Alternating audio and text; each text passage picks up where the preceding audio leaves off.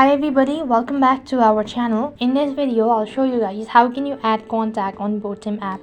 To add contact on the Botim app, you need to follow the steps.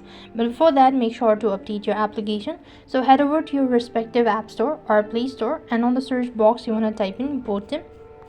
When you type in Botim, check you need to update or not.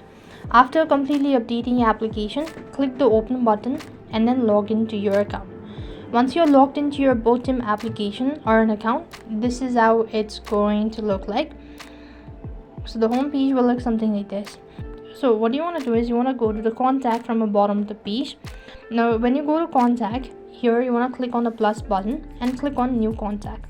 As you do it, so here you want to go ahead and type in their first name, their last name, all of that, and type in the phone number and click the save button, and with that you'll have successfully added contact on Botim app. Now similarly, when you've actually added the contact to your devices act list, it's going to be automatically added right over here if you've actually allowed the permission or enabled the permission. And here you could just go ahead and type in their name and you'll be able to find it right over here on this page, and there's no need you have to go ahead and add them. You can just go ahead and start the call or a video call. If they have the account, they'll be able to receive it. So that's the way you could go and add contact on Botim app. I hope the video was helpful. Make sure to like, share and subscribe to our channel. Thank you for watching. See you in the next video.